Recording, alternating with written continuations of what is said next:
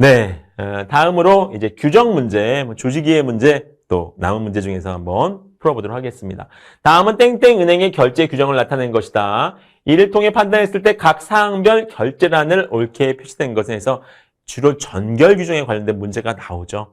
그래서 이 뒤쪽에 여러분이 뭐 기타 능력이라고 하죠. 우리가 뭐 자기 개발이 됐든 조직 이해가 됐든 대인 관계가 됐든 이쪽 뒤에 문제들은 그렇게 어려운 문제가 나오지는 않아요. 그런데 전결 규정이 대표적으로 뭐 그런 게 될 수 있는데 한 번도 안 다뤄보신 분들은요. 이거 참 약간의 그 난감한 부분들, 포인트들이 있습니다. 만약에 여러분 직장 생활을 해봤어요. 전결이라는 거, 난 맨날 했던 게 전결인데, 뭐 그런 사람한테는 일도 아니죠. 하지만 대부분의 수험생분들이 직장 경험이 없는 분들이 우리 시험에 많이 도전하신다는 거죠. 자, 그렇다면 이 전결에 대해서 전결이라는 말조차도 거의 들어본 적이 없는 분이 어렵지 않은 문제지만 이 문제 만났을 때 당황할 수 있다, 없다, 당황할 수 있다는 겁니다. 그래서 여러분이 우리 그럼 모의고사를 왜 치는 겁니까? 모의고사 그런 거잖아요. 실전에 들어갔을 때 우리가 당황하지 않도록 일종의 예방주사 같은 거 아닙니까? 그래서 전결 규정이 뭔지 한번 보고 넘어가시는 게 좋다는 겁니다. 자, 그러면은 이제 핵심적인 건 요 사항이죠. 요 안에.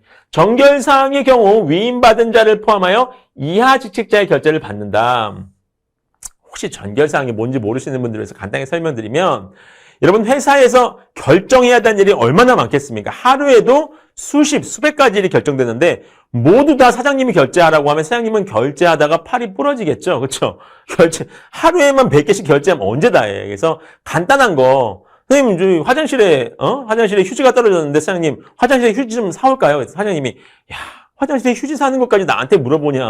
아, 떨어졌으면 당연히 사와야지. 그건 네가 해. 그러니까 사장님 결제해 주셔야 되잖아요. 그건 네가 결제해. 그게 전결인 거예요.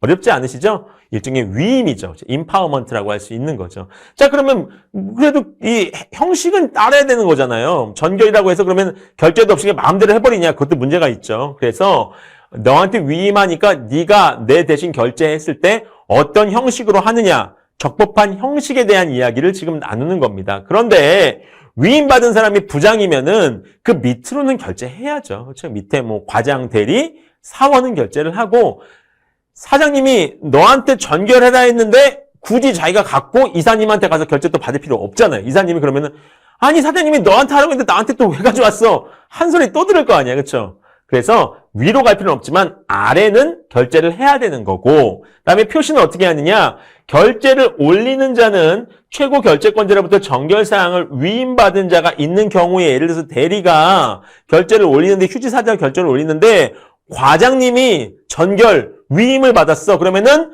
과장님한테까지 가야 돼 말아야 돼. 가야로 당연히 자기 사인하고 자기 밑에 사원 사인해가지고 과장님한테까지 가서 과장님 결제 맞고 나서 갑자기 그 위에 이사님, 뭐 본부장님, 사장님까지 간다? 혼나는 겁니다. 그렇죠? 아, 요즘 혼나진 않죠. 한 소리 듣는 겁니다. 그렇죠? 그래서 있는 경우에는 결제란에 전결이라고 쓰고 그분 만약 과장님 전결이라면 과장님 결제란에 전결이라고 쓰고 그렇죠? 그다음에 최종 결제권자의 위임받은 자를 그 결제권 사장님 밑에 뭐 과장 이런 식으로 쓰라는 겁니다. 누군지 확실히 표시를 해야 될 거 아니에요. 그렇죠? 그다음에 결제가 불필요한 경우는 누굽니까? 과장님 위에는 결제가 불필요하잖아요. 과장, 뭐 이사, 뭐 본부장 필요 없죠. 실장 필요 없을 때는 쭉쭉쭉쭉 대각선을 그으라 그 얘기입니다. 어려울 거 하나도 없죠. 어려울 거 하나도 없죠. 한 번은 여러분 보고 가셔야 된다는 겁니다. 자, 그럼 보겠습니다. 보니까 전결 규정이 있어요. 휴가부터 시작해가지고 교육, 소모품, 법인카드 사용까지 있고요. 뭐 소모품 아까 제가 말씀드린 휴지 사는 거 뭐 이런 거 여기 들어가는 거죠. 그다음에 전결이 더 달라요. 그렇죠? 같은 휴가라도 과장급 이상의 휴가하면은 회사가 조금 어려울 수도 있잖아. 네 맘대로 가지 마. 부장 정도는 돼야지 결제할 수 있어. 근데 대리급 이하는 그래 팀장이 했으면 마음대로 갈 수도 있지 뭐 이런 거죠. 그렇죠? 그다음에 역시 교육 신청 이런 것들은 금액에 따라서 나와 있고요. 그다음에 결제권자가 대표이사, 부장, 팀장뿐이다. 그 위에 뭐 과장, 계장, 뭐 실장, 이사 그런 건 없다는 거예요. 이것도 굉장히 중요하죠. 그래서 이 회사의 위계에 대해서 헷갈리시는 분들이 있어요. 과장이 위입니까? 부장이 위입니까? 그건 문제 있습니다.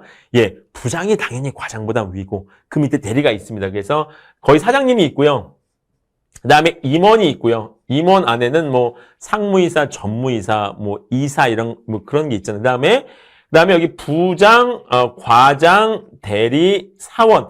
이건 여러분 아셔야 돼. 이것까지 모른다고 하시면 좀 그렇고. 그럼 실장님, 우리 드라마에 많이 들 실장님 어디 들어가느냐? 이거 애매합니다. 그다음에 임원 중에서도 상무이사가 높으냐, 전무이사가 높으냐 이런 거 조금 애매하죠. 자, 계장, 주임은 어디 들어가냐? 살짝씩 애매합니다. 대리보다 위인지 아래인지. 그쵸? 그거는 항상 이렇게 정리돼서 나오게 돼 있다. 그래서 여러분 걱정하지 마시고 가끔 물어보시는 분들이 있는데 요건 여러분 외우세요. 사장, 임원, 부장, 과장, 대리, 사원까지는 이 순서가 뒤바뀌는 회사는 없습니다. 과장이 부장보다 높아.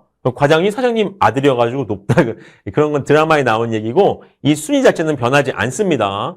그러나 아까 말씀드린 실장이니 뭐 계장이니 주임이니 그다음에 이 임원들 사이에서도 정문이 상문이 어디가 더 높으냐 이거는 어떻게 된다? 만약에 그게 문제화 된다면은 각 주에서 설명을 해주게 돼 있으니까 여러분 걱정하실 필요가 없습니다. 자, 그럼 보겠습니다. 김 대리의 휴가 신청서입니다. 자, 대리급 이하면은 팀장 정결 사항이네요. 그러면은 팀장 그면 됩니까? 안 됩니까? 아, 뭐라고 했어요? 여기다가 전결이라고 써야 된다니까요. 그쵸? 전결을 써야 되고, 그 다음에 여기, 팀장, 그쵸? 팀장 쓴 건 맞죠? 아, 그쵸? 이 부장 결제는 대각선이 없는 게 이게 문제가 되는 거죠? 이해되십니까? 예. 부장 결제란에, 대각선이 들어가야 되죠. 왜요? 팀장 정결이니까 그 위에까지 갈 필요가 없으니까 대각선이 있어야 되는데 대각선이 없다는 게 문제가 되겠죠?